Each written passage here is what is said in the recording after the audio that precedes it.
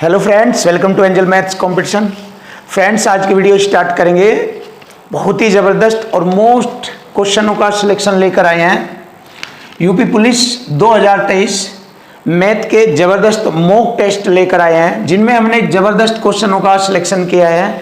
तो फ्रेंड्स, मैंने इससे पहले मॉक टेस्ट 3 वीडियो बनाई थी, बट उसमें कुछ टेक्निकल प्रॉब्लम्स आ गई थी, जिससे कि उसकी आवाज़ कुछ दिक्कत कर रही थी।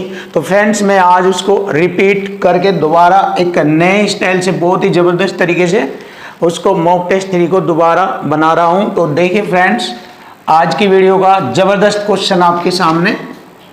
एक बाल्टी में 40 लीटर दूध है। तो फ्रेंड्स, बहुत ही ज़बरदस्त और बेस्ट क्वेश्चन का सलूशन आपके सामने है कि एक बाल्टी में 40 लीटर दूध है, जो 3.5 रुपये प्रति लीटर की दर से खरीदा जाता है। देखो, 3.5 रुपये 1 लीटर में आता है, तो 40 लीटर कितने रुपए का होगा? 3.5 रुपये 1 लीटर का है, तो 40 लीटर होगा 35 चौका 140, 35 चौका 140, यानी कि 140 रुपए का होगा। आप कर सकते हैं। देखिए, 40 लीटर है, 1 लीटर 3.5 रुपए का दूध है। दशमलव हटा के बटे में 100 लिखेंगे और 2 जीरो से 2 जीरो काटेंगे, 35 चौका 140 रुपए का बनता है। तो ऐसे ही मैंने आपके सामने बताया है कि 40 लीटर दूध 3.5 रुपए की दर से अगर खरीदा गया है, तो 140 रुपए में खरीदा गया है। तो यहां पर मैं 140 रुपए लिखूंगा। इसमें कितना पानी डाला जाए, इसमें जो हमारा 40 लीटर दूध है, इसमें कितना पानी डाला जाए कि इस मिश्रण का मूल्य 2 रुपए प्रति लीटर हो जाए।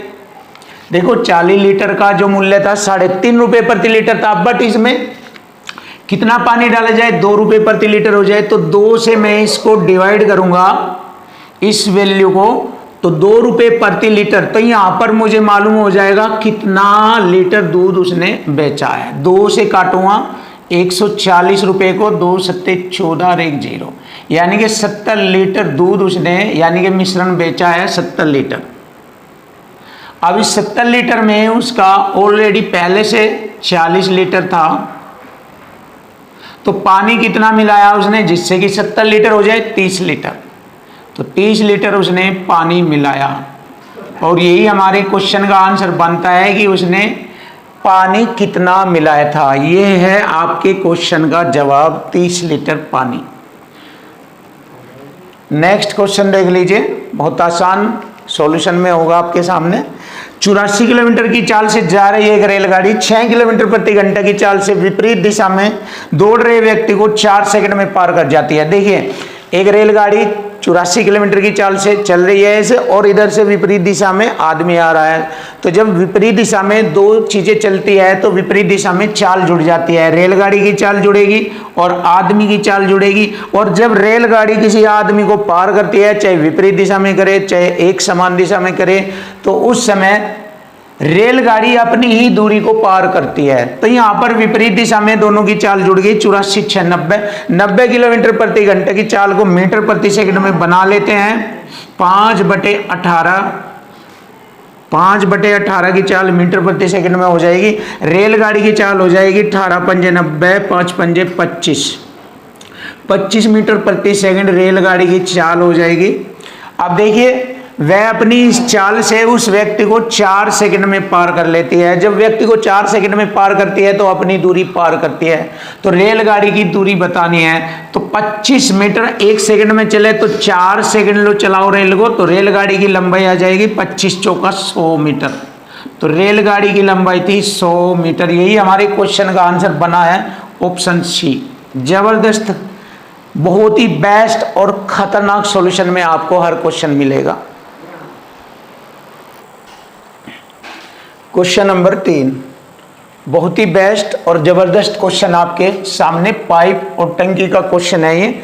इसको हम नंबर 1 तरीके से आपके सामने इसका सॉल्यूशन दिखाते हैं। सिर्फ क्वेश्चन की लैंग्वेज से ही क्वेश्चन फिनिश हो जाएगा। देखो, 2 पाइप ए तथा बी एक खाली टंकी को 24 मिनट में तथा 32 मिनट में भर सकते हैं।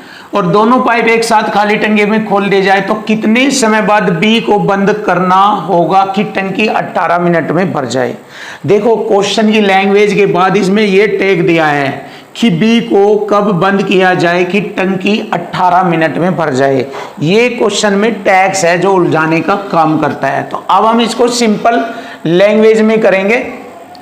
बी को बंद किया जाएगा बट ए को बंद नहीं किया जाएगा। ए तो 18 मिनट तक ही चलता रहेगा। तो यहां पर देखते हैं ए टंकी का कितना भाग भर लेता है। ए पूरी टंकी 24 मिनट में भरता है बट 18 मिनट में कितनी भरेगा यहां से मैं देखूंगा। 6 तिये 18, 6 चौक 24, 3/4 भाग भरता है। देखिए 18 मिनट में 3/4 भाग भरता है। शेष भाग बी भरता है। शेष भाग 4 में से 3 घटाएंगे 1/4 और बी पूरे भाग को टंकी को 32 मिनट में भरता है। तो 1/4 भाग को कितने मिनट में भरेगा। 32 का 1/4 लिखेंगे और 4 अटे 32, 8 मिनट। तो 8 मिनट में भरकर बंद हो गया था। तो बी का समय पूछा है कि बी कितने मिनट बाद बंद हो गया था। तो 8 मिनट बाद बंद हो गया था। यही हमारे क्वेश्चन का आंसर बनता है ऑप्शन बी। बहुत ही जबरदस्त, लाजवाब। अब नेक्स्ट क्वेश्चन नंबर 4। एक कार किसी दूरी को 8 घंटे में तय करती है। यह आधी दूरी 40 की चाल से और शेष आधी दूरी 60 की चाल से तय करती है। दूरी बताओ। बहुत ही नंबर 1 आसान तरीके से क्वेश्चन की लैंग्वेज इक्वल टू इक्वल से। देखो टोटल आधी आधी दोनों तरह की दूरी उसने 8 घंटे में तय की है। तो टाइम लगेगा 8 घंटे। समय बराबर दूरी बटे चाल होता है। तो आधी दूरी उसने 40 की चाल से तय करी प्लस आधी दूरी उसने 60 की चाल से तय करी। देख लीजिए। अब यहाँ पर सिंपल फॉर्मेट में इसको हल करेंगे। 60 दूनी 120 और 40 दूनी 80। मैंने यहाँ 240 एल्शियम लिया।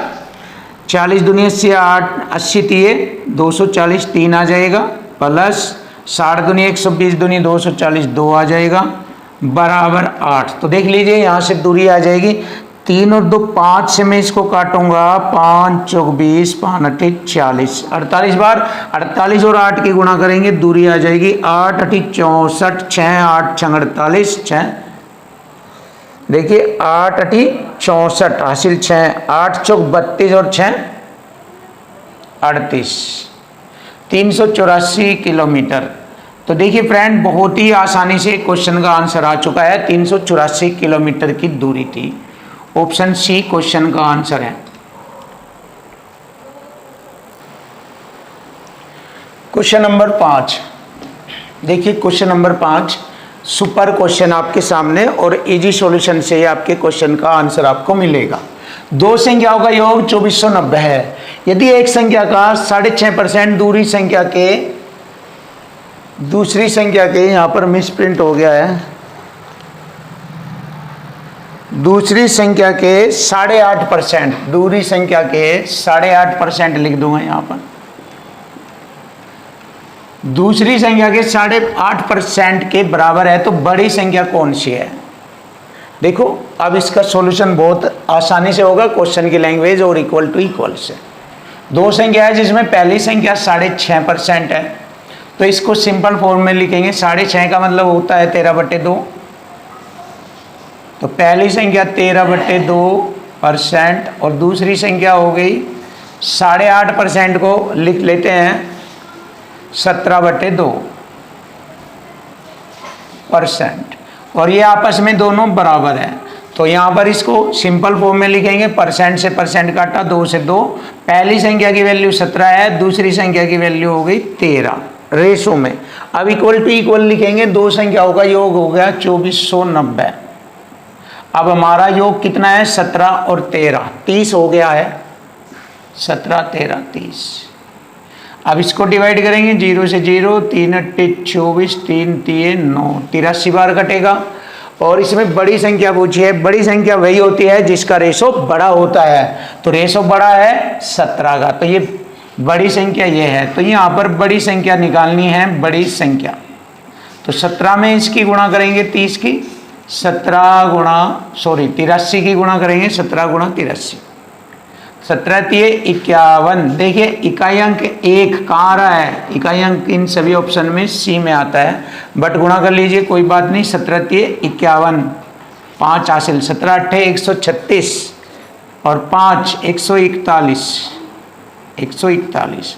तो हमारे क्वेश्चन का आंसर बना है 1411। ऑप्शन सी हमारे क्वेश्चन का आंसर होता है कि वह बड़ी संख्या थी 1411। तो देखिए फ्रेंड, बहुत ही इजीली तरीके से क्वेश्चन की लैंग्वेज से ही हर क्वेश्चन आपके सामने सोल्व होता है। तो अब आप देख लीजिए क्वेश्चन नंबर 6। ए, बी तथा सी की वर्तमान आयु का अनुपात 10, 11 और 12 था। 5 है, 5 वर्ष पूर्व इनकी आयु का योग 150 वर्ष था। देखो यहाँ पर आयु का जो अनुपात है वर्तमान में दिया है 10, 11, 12, बट 5 वर्ष पहले इनकी आयु का योग 150 था। 5 वर्ष पहले, तो अगर तीनों का 5, 5, 5 जोड़ूंगा तो वर्तमान आयु का योग हो जाएगा तीनों का 5, 5 और 5, 15 और जोड़ा जाएगा। तो 150 में 15 जोड़ेंगे, कितना हो गया, तीनों की आयु का योग हो गया 165, और हमारा अनुपात का योग हो जाएगा 2, 3 और 1, 2, 3, 33। तो 33 से इसको डिवाइड करेंगे, 33 ही कम 33 पंजे 165। तो एक रेशो की वैल्यू 5 आ गई। अब हमसे पूछा है बी की वर्तमान आयु बताए, तो बी की वर्तमान आयु यहाँ पर 11 है, 11 में 5 की गुणा करेंगे यहाँ पर, तो बी की वर्तमान आयु आ गई 11 पंजे 55 वर्ष, 55 वर्ष। तो देखिए फ्रेंड, बहुत आसानी से क्वेश्चन का आंसर बन चुका है ऑप्शन डी। ये रहा हमारे क्वेश्चन का answer, option D. Question number 7, देखिए क्वेश्चन नंबर 7। अब देखिए कैसे धज्जियां उड़ाई जाएगी क्वेश्चनों की। बहुत ही जबरदस्त और आसान सॉल्यूशन में आपके सामने मैथ के हर क्वेश्चनों का सॉल्यूशन मिलेगा। तो फ्रेंड्स, आप चिंता मत कीजिए, आपकी प्रॉब्लम का सॉल्यूशन अब आ चुका है, बहुत ही आसान, और आपके मैथ को बिल्कुल इजी कर दिया जाएगा। जैसे कि आप देख सकते हो सभी क्वेश्चनों का सॉल्यूशन आपके लिए बिल्कुल सेकंडों में होगा। यदि ए बी का रेशो 2, 3, बी सी का रेशो 4, 5 और सी डी का रेशो 5, 9 है, तो ए और डी का रेशो बताओ। ए का मतलब पहली संख्या है इसमें, और डी का मतलब हो गया लास्ट वाली संख्या, यानी पहली और संख्या का लास्ट वाली संख्या का रेशो बताना है। तो जब इस प्रकार का क्वेश्चन आता है कि पहली और लास्ट वाली संख्या का रेशो बताना है, तो सभी अनुपातों में पहली संख्या की गुणा करेंगे और लास्ट वाली संख्या की गुणा करेंगे, तो पहली और लास्ट वाली संख्या का अनुपात हमें ज्ञात हो जाएगा। तो चलिए करते हैं ए अनुपात डी। अब पहली संख्या इसमें 2 है, इसमें 4 है, इसमें 5 है, तो गुणा करेंगे, 2 चौक 8 और 8 पंजे 40, 40 लिख देंगे यहाँ पर। अब दूसरी लास्ट वाली संख्या की गुणा करेंगे, 3 पंजे 15 और 15 नम्मे 135, तो यहाँ पर हमारा 40 रेशो 135। अब ये और छोटा हो सकता है, 5 अट्ठे 40, 5 दूनी 10, 5 सत्ते 35, तो 8 रेशो 27। तो 8, 27 का अनुपात हमें मिल चुका है, और यही हमारे क्वेश्चन का आंसर है, 8 अनुपात 27। देखिए बहुत आसानी से क्वेश्चन का आंसर आ चुका। अब देखिए ये जबरदस्त क्वेश्चन है आपके सामने, बहुत ही जबरदस्त, और इसका सॉल्यूशन बहुत ही टेक्निकल, बहुत आसानी से क्वेश्चन की लैंग्वेज से ही कर दिया जाएगा। बस क्वेश्चन की लैंग्वेज और टैक्स समझने की जरूरत है आप सभी को। तो एक सप्ताह में 7 दिन होते हैं, तो सप्ताह में सोमवार, मंगलवार, बुधवार, बृहस्पतिवार, पहले 4 दिनों का औसत तापमान 38 डिग्री सेल्सियस था। तो पहले 4 दिनों को लिख लेते हैं, कितना हो गया देखिए, यहीं पर ही कर दिया जाएगा क्वेश्चन, अगर आप चाहिए यहीं पर ही हो जाएगा। तो सोमवार, मंगल, बुध, बृहस्पतिवार, 4 दिनों का औसत तापमान 38 डिग्री है।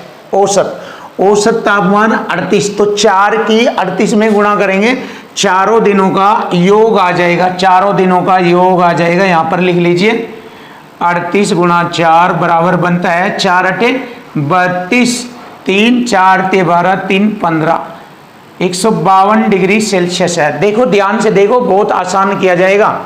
अब आगे बढ़ो, इसी सप्ताह में मंगलवार, बुधवार, बृहस्पतिवार तथा शुक्रवार। अब देखो इसमें इसने सोमवार हटा दिया तो आगे से पढ़ना शुरू कर दिया, मंगलवार, बुधवार, बृहस्पतिवार, और एक दिन पीछे का आगे बढ़ा दिया शुक्रवार। ये 4 दिन ले लिए उसने। इन 4 दिनों का औसत तापमान 40 दिन है, तो इन 4 दिनों का औसत तापमान 40 दिन है, तो 40 गुणा 4, 4 चौक 16, 160, ये 40 डिग्री सेल्सियस था, तो 160 डिग्री सेल्सियस हो जाएगा 4 दिनों का औसत तापमान, योग 160 डिग्री सेल्सियस। बहुत ही सिंपल लैंग्वेज में हो जाएगा आप जब।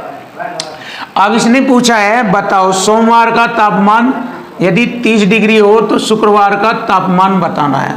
देखो अब ध्यान से देखो, मंगलवार, बुधवार, ये मंगलवार, बुधवार, ये 2 दिन,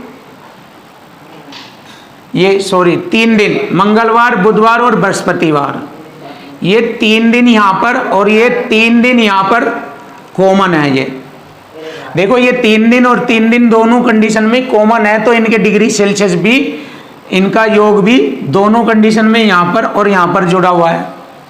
अगर मैं इन दोनों का अंतर करूंगा तो यहां पर हमारा सोमवार और शुक्रवार के तापमान का अंतर आ जाएगा। तो देखो 160 में से 152 घटाएंगे तो अंतर आ जाएगा सोमवार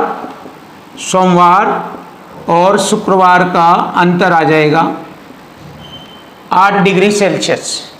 अब इसमें हम देखते हैं ये पहले 4 दिनों का औसत तापमान था 152 और बाद के 4 दिनों का है 160, ये वाला ज्यादा है, तो इसका मतलब इसमें शुक्रवार का तापमान सोमवार के तापमान से 8 डिग्री ज्यादा है।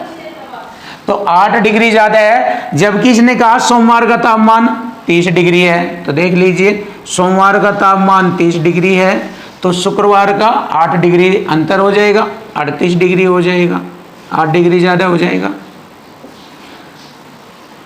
बहुत ही सिंपल फॉर्मेट में क्वेश्चन का आंसर हो चुका है।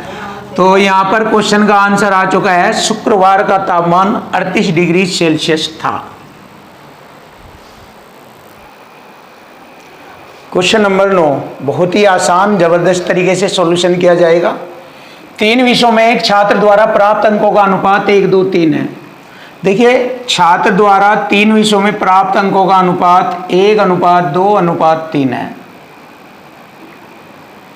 स्कूल में प्रत्येक विषय के लिए, इन प्रत्येक विषयों के लिए 5% ग्रेस अंक देने का फैसला किया। तो छात्र के नए अनुपात बताओ। तो छात्र के नए, देखो प्रत्येक विषय में 5% ग्रेस अंक देने का फैसला किया। इस विषय में भी 5% ऐसे, और इस विषय में भी 5% ग्रेस अंक देने का फैसला किया, इसमें भी 5%। तो नया अनुपात बताओ। देखो जब अनुपातिक संख्या आ जाती है तो एक समान संख्या आपस में कट जाती है। जैसे कि यहाँ एक समान संख्या 5% है, सभी में 5% से 5% कट गया, तो फिर नया अनुपात भी सेम ही रहेगा, 1:2:3। यही हमारे क्वेश्चन का आंसर बनेगा, 1:2:3। तो देखिए फ्रेंड बहुत ही जबरदस्त और क्वेश्चन की लैंग्वेज और टैग से क्वेश्चन का आंसर आ चुका है। ऑप्शन बी हमारे क्वेश्चन का आंसर है, 1:2:3। अब नया क्वेश्चन आपके सामने बहुत ही जबरदस्त, यूपी पुलिस कांस्टेबल में इस तरह के क्वेश्चन पूछे जाते हैं। तो देखिए जबरदस्त क्वेश्चन है, 6561 के वर्गमूल को ज्ञात करके। तो सबसे पहले हम इसका वर्गमूल ज्ञात करेंगे, उसके बाद आगे बढ़ेंगे। तो वर्गमूल ज्ञात करना या वर्गमूल निकालना सीख लीजिए, कैसे वर्गमूल निकाला जाता है 6561। तो देखिए वर्गमूल निकालने की जबरदस्त तकनीकी है, लास्ट की 2 संख्याओं का जोड़ा बना लेते हैं, लास्ट की 2 संख्याओं का जोड़ा, और इसमें इकाई अंक पकड़ लेते हैं, जो भी होता है इकाई अंक। तो यहाँ पे इकाई अंक 1 है हमारा यहाँ पर, और इस इकाई अंक को देखते हैं किस संख्या के वर्ग में आता है। तो 1 आता है, 1 के वर्ग में 1 का वर्ग करेंगे 1, और 9 का वर्ग करेंगे 81 आता है, 9 का वर्ग 81, 1 आ जाता है 9 के वर्ग में। तो ये लिख लेते हैं इस प्रकार से।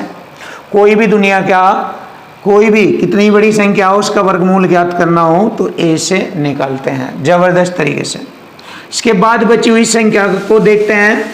यहाँ पर बची हुई संख्या एक अंक में भी हो सकती है, 2 में भी, 3 में भी, 4 में भी, कितनी भी हो सकती है, बस बची हुई संख्या को देखते हैं। तो बची हुई संख्या 65 है। अब 65 देखते हैं किस संख्या के वर्ग के आसपास है। तो ये 8 अठी 64, देखो 8 अठी 64 और ये है 65, तो 8 के वर्ग के आसपास है ये। तो यहाँ पर 8 का अंक लेंगे, 8 से अगला अंक लिख देख रहे हैं 9, और दोनों की गुणा करेंगे 8 9 72। ये तरीका है इनका, दोनों की गुणा करेंगे 8 9 72। अब 72 से देखते हैं इसकी कंपेयर करके कि 72 से ये छोटी है क्या। ये 65 जो है 72 से छोटी है। अगर छोटी है तो इनमें से छोटी संख्या ले लेते हैं आरंभ में, और यदि बड़ी होती तो इनमें से बड़ी संख्या ले लेते आरंभ में। तो ये हमारे दी गई 6561, इस संख्या का वर्गमूल है 81। तो ये वर्गमूल निकाला। अभी तक मैंने जैसे कि क्वेश्चन में कहा है 6561 के वर्गमूल को ज्ञात करके, तो वर्गमूल ज्ञात किया मैंने। फिर इस संख्या को अपने वर्गमूल से, यानी कि इस संख्या का फिर वर्गमूल निकाल लीजिए। इस संख्या का इसका खुद का वर्गमूल 9 है, अपने वर्गमूल से इस संख्या को विभाजित कर दीजिए। तो देखिए इस संख्या को लिख लूंगा दोबारा और इस वर्गमूल से विभाजित कर दूंगा, तो परिणाम ज्ञात हो जाएगा 9 9 81 9। तो ये हमारे क्वेश्चन का आंसर बनता है, ये परिणाम ज्ञात हो जाएगा। ऑप्शन बी हमारे क्वेश्चन का आंसर बना है। तो फ्रेंड बहुत ही जबरदस्त और सिंपल मेथड से आपके सामने आंसर आ चुका है। क्वेश्चन नंबर 11 बहुत ही जबरदस्त और बेस्ट क्वेश्चन का सॉल्यूशन आपको देखने को मिलेगा। तो देखो फ्रेंड, क्वेश्चन बहुत इजीली तरीके से और आसानी से किया जाएगा। वस्तुनिष्ठ प्रश्नों को एक प्रश्न पत्र में कुल 90 प्रश्न है, यानी कि एक पेपर में 90 प्रश्न है। प्रत्येक ठीक उत्तर के लिए 5 अंक दिए जाते हैं। तो 90 के लिए कितने अंक हो जाएंगे, 90 गुणा 5, 9 5 45, 450 अंकों का पेपर है। तो पेपर कितने अंकों का है, 50 अंकों का।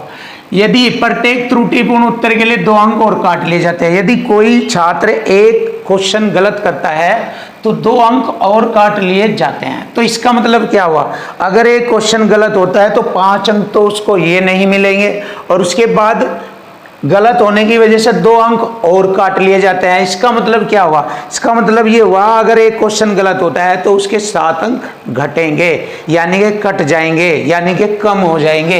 एक क्वेश्चन गलत होने से उसे 7 अंकों का घाटा होता है। 5 अंक ये नहीं मिलेंगे, 2 अंक और काट लिए जाएंगे तो 7 अंकों का घाटा होता है, यानी कि नुकसान होता है। तो यदि सारे प्रश्नों का उत्तर देने वाले एक छात्र को कुल 387 अंक मिले, यदि मैं 387 अंक इसमें से घटाता हूं जो उस छात्र ने प्राप्त किए हैं, तो यहां पर गलत अंकों की संख्या हमें ज्ञात होगी। 10 में से 7 घटाएंगे 3, 14 में से 8 घटाएंगे 6, 3 में से 3 घटाएंगे 0। तो गलत अंक 63 अंक गलत कटे हैं। तो 63 अंक कितने क्वेश्चन गलत होने पर कटते हैं, एक क्वेश्चन गलत होने पर 7 अंक कटते हैं। तो 7 से इसको भाग देंगे, 7 9 63, तो 9 क्वेश्चन आपके गलत हो जाएंगे। तो यही हमारे क्वेश्चन का आंसर बनता है बहुत ही जबरदस्त और खतरनाक तरीके से। देखिए क्वेश्चन का आंसर हो गया है ऑप्शन ए 9। अब नेक्स्ट क्वेश्चन देखते हैं। दी गई फ्रैक्शन में एलसीएम पूछा गया है। देखो जब भी फ्रैक्शन वाले क्वेश्चन आते हैं, एचसीएफ एलसीएम से रिलेटेड जो क्वेश्चन एलसीएम का आ रहा है फ्रैक्शन में, तो दिए गए अंश वाली संख्याओं का एलसीएम ज्ञात करते हैं और हर वाली संख्याओं का एचसीएफ ज्ञात करते हैं। तो 11 33 और 77 का तो एलसीएम निकालेंगे, और 20 50 और 60 का एचसीएफ निकालेंगे, तब हमारे क्वेश्चन का आंसर हमें मिलेगा। तो देखिए यहाँ पर एलसीएम ऊपर और नीचे एचसीएफ निकालेंगे, क्वेश्चन का आंसर आ जाएगा। तो देखिए एलसीएम वह छोटी से छोटी संख्या जो दी गई इन सभी संख्याओं से कट जाए। तो इसके फैक्टर करेंगे। देखिए ये 11 है, इसके भी 11 गुणा 3 और ये हो जाएगा 11 गुणा 7। तो सभी में कॉमन 11 आ गया, 11 और 3 व 7 भी लेंगे, 3 7 21। ये एलसीएम आ गया सभी ऊपर वाली संख्याओं का। अब HCF निकालते हैं। 20, 50 और 60 दो निकटतम संख्याओं के बीच का अंतर HCF होता है या अंतर के फैक्टर में HCF होता है। बट यहाँ पर दो निकटतम संख्या ये है 50 व 60, इनके बीच का अंतर है 10। अब 10 से ये कट जाएंगी, 10 दूनी 20, 10 पंजे 50, 10 छंग 60। तो यहाँ पर इन दी गई संख्याओं का HCF 10 आता है। अब इसको हल करेंगे, आंसर आ जाएगा 11 ही कम 11 हासिल 11 दूनी 22 और 1 23 बटे 10 से भाग। अब देखो 23 दाम 230, एक शेष बचेगा और बटे भाजक संख्या 10।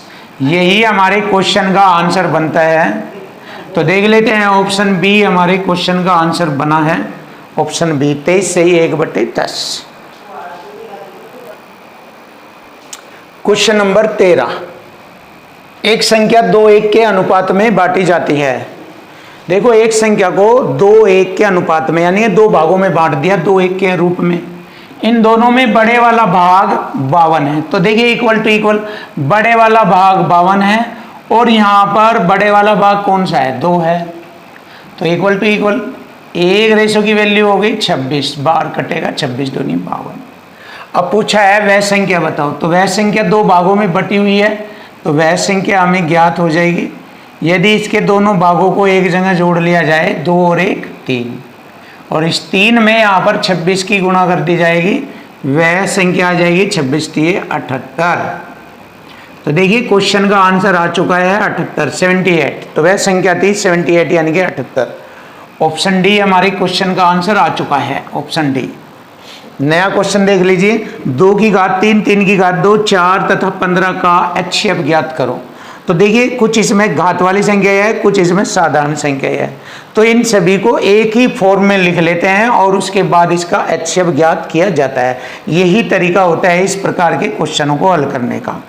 2 की घात 3 8 होता है, 3 की घात 2 9 होता है, फिर 4 लिखेंगे, फिर 15 लिखेंगे और इसके बाद यहाँ पर इनका HCF लेंगे। और HCF निकालने का तरीका मैंने बताया था, दो निकटतम संख्याओं के बीच का अंतर HCF होता है। तो इसमें दो निकटतम संख्याएं ये हो गई हमारी 8 व 9, इनका अंतर 1 है। 1 से 8 8, 1 नंबर 9, 1 चौका 14 4 और 1 15 जब 15 बार, यानी कि इनका HCF आ गया 1। और यही हमारे क्वेश्चन का आंसर बनता है, HCF आ गया 1। ऑप्शन सी हमारे क्वेश्चन का आंसर आ चुका है 1। क्वेश्चन नंबर 15 बहुत ही जबरदस्त और खतरनाक क्वेश्चन आपके सामने। देख लीजिए किस तरीके का और कितना जबरदस्त क्वेश्चन आपके सामने है। 3 रुपए में 7 संतरे की दर से संतरे खरीदे। तो देखिए जब रुपए में वस्तुओं की संख्या खरीदी जाती है तो रुपयों की संख्या ऊपर लिखी जाती है और वस्तु की संख्या हमेशा नीचे लिखी जाती है, ऐसे लिखते हैं। तो अब हम इसको हल करेंगे। 3 रुपए में 7 खरीदे गए, 3 रुपए में 7 की दर से खरीदे। प्रति सैकड़े संतरे, प्रति सैकड़े का मतलब हो गया 100 संतरे। किस दर पर बेचा जाए कि 33% का लाभ हो। अब देखिए लाभ या हानि हमेशा क्रय मूल्य पर ज्ञात की जाती है। तो यहाँ पर 33% का लाभ हो, 100 में जोड़कर लिखेंगे 133%। तो हमारे क्वेश्चन का आंसर आ जाएगा, देख लीजिए। प्रतिशत से मैंने 2 जीरो को काटा और 7 से मैंने 133 को काटा। 7 ही कम 7, 6 बचेंगे 63, 7 नम 63, 19 बार काटा। 19 व 3 की गुणा करेंगे, 19 3 57। हमारे क्वेश्चन का आंसर आ चुका है 57 रुपये। तो फ्रेंड्स बहुत ही जबरदस्त और खतरनाक क्वेश्चन का सॉल्यूशन आपके सामने आ गया है। ऑप्शन डी है 57 रुपये। नेक्स्ट क्वेश्चन, ये भी बहुत अच्छा क्वेश्चन है जिसको हम सोल्व करेंगे। 30% और 10% की छूट देने के बाद एक वस्तु 945 रुपये में बेची गई वस्तु का लागत मूल्य बताओ। 30 की छूट, 10 की छूट। 30 की छूट है 70 में बेची जाएगी, 10 की छूट है 90 में बेची जाएगी। देखो 100 में से घटा कर लिखते हैं और बेची गई वह 945 रुपये की। तो लागत मूल्य निकालना है। यहाँ से 2 जीरो से मैंने 2 जीरो काटा, 9 ही कम 9 जीरो, 9 पंजे 45, 7 से काटा, 7 ही कम 7 बच्चे 35, 15 बार 15 और 100 की गुणा करेंगे 1500 रुपये। तो उसका लागत मूल्य था 1500 रुपये, और यही हमारे क्वेश्चन का आंसर बनेगा 1500 रुपये। ऑप्शन बी हमारे क्वेश्चन का आंसर आ चुका है 1500 रुपया। क्वेश्चन नंबर 17 बहुत ही जबरदस्त और बहुत ही बेस्ट तरीके से क्वेश्चन का सॉल्यूशन मिलेगा। देखिए ये मूलधन राशि है 10,000 रुपये की राशि, प्रतिवर्ष चक्रवृद्धि ब्याज की किस दर से 2 वर्षों में 11,881 रुपये हो जाएगी। जब मूलधन और मिश्रधन आ जाए, देखिए ये मूलधन है हमारा और ये मिश्रधन है अमाउंट। तो जब क्वेश्चन में चक्रवृद्धि ब्याज वाले क्वेश्चनों में मूलधन और मिश्रधन आ जाए और यदि समय 2 वर्ष दिया है, अगर समय 2 वर्ष दिया है तो दी गई मूलधन और मिश्रधन की संख्या वर्ग में होगी, और यदि समय 3 वर्ष दिया है तो दी गई मूलधन और मिश्रधन वाली संख्या घन में होती है। तो फिलहाल यहाँ पर दिया गया समय 2 वर्ष है तो संख्या वर्ग वाली होगी। तो देख लेते हैं, ये मूलधन की संख्या 10,000 है, किसका वर्ग है, ये 100 का वर्ग है, 100 का वर्ग है। और इधर ये 11,881 है, 109 का वर्ग है, 109 का वर्ग है। 109 का वर्ग करके देखो यही आता है। चलिए हम दिखाते हैं आपको 109 का वर्ग करके। देखिए ये देख लेते हैं, ये संख्या 100 से कितनी ज्यादा है, 100 से ये 9 ज्यादा है, तो 9 का वर्ग करेंगे 81, और 109 में ये 9 ही जोड़ लेंगे जो ज्यादा है, तो 109 में 9 जोड़ेंगे 118। तो देखिए ये आ गया वर्ग करना। तो बहुत ही बेस्ट तरीका है वर्ग करने का, 11,881 है ये। तो अब इसी प्रकार मैंने यहाँ पर ये 10,000 की मूलधन राशि है, ये 100 का वर्ग है, और ये 11,881 ये 109 का वर्ग है। तो यहाँ से ब्याज की दर कितनी बनी है, 100 से 109, 9% की ब्याज दर लगी है, और यही हमारे क्वेश्चन का आंसर बनेगा ऑप्शन ए। ऑप्शन ए हमारे क्वेश्चन का आंसर होता है कि ब्याज की दर लगती है यहाँ पर 9%। अब हम नेक्स्ट क्वेश्चन देखते हैं, बहुत ही जबरदस्त और खतरनाक क्वेश्चन आपके सामने बिल्कुल इजी तरीके से हल कराया जाएगा। देखो, एक नदी की धारा की चाल 3 किलोमीटर प्रति घंटा है और शांत जल में एक व्यक्ति तैरने की चाल उसकी 5 किलोमीटर प्रति घंटा है, यानी शांत जल में व्यक्ति के तैरने की चाल 5 किलोमीटर प्रति घंटा और नदी में धारा की चाल जो है 3 किलोमीटर प्रति घंटा है। तो जब व्यक्ति धारा की दिशा में तैरता है तो शांत जल की चाल में धारा का वेग भी जुड़ जाता है, तो धारा की दिशा में चाल आ जाती है। तो शांत जल की चाल 5 है, धारा का वेग 3 है, तो चाल बन गई 8 किलोमीटर प्रति घंटा धारा की दिशा में। अब उसे धारा की दिशा में 26 किलोमीटर तैरना है, तो कितना समय लेगा, समय बराबर होता है दूरी बटे चाल। दूरी 26 और चाल है 8, तो 4 दूनी 8, सॉरी 2 से काटा जाएगा, 2 चौका 8, 2 से काटा 13 बार, तो 4 तिये 12, 3 से ही 1/4 घंटे का समय लगेगा। तो देखिए क्वेश्चन का जवाब आ चुका है बहुत जबरदस्त तरीके से, 3 से ही 1/4। ऑप्शन बी हमारे क्वेश्चन का आंसर है। बहुत ही खतरनाक तरीके से क्वेश्चन का सॉल्यूशन आ चुका है। क्वेश्चन नंबर 19 देखिए फ्रेंड्स, बहुत ही जबरदस्त क्वेश्चन आपके सामने ये रहा। एक घन का विकर्ण 6√3 है, तो घन का विकर्ण है 6√3, तो घन के विकर्ण का फॉर्मूला होता है √3 गुणा भुजा, √3 गुणा भुजा। तो घन का विकर्ण का फॉर्मूला होता है √3 गुणा भुजा। तो यहाँ से घन की भुजा ज्ञात हो जाएगी, √3 से कट जाएगा, तो घन की भुजा आ गई 6 सेंटीमीटर। अब आगे बढ़ेंगे, उसका कुल पृष्ठीय क्षेत्रफल और आयतन का अनुपात ज्ञात करना है। तो देखिए कुल पृष्ठीय क्षेत्रफल घन का कुल पृष्ठीय क्षेत्रफल होता है 6 भुजा का वर्ग, और घन का आयतन होता है भुजा की घात 3। देखिए घन का आयतन होता है भुजा की घात 3, तो इनका हमें क्या निकालना, अनुपात निकालना है। देखिए a स्क्वायर से a स्क्वायर घटेगा, एक a बच गया यहाँ पर, तो 6 इधर बचा है, 6:a, तो 6:a का मान मैंने यहाँ से निकाला है 6 भरूंगा। अब देखिए 6 का रेशो आ जाएगा, इसको और छोटा करेंगे, 6 कम 6, 1:1।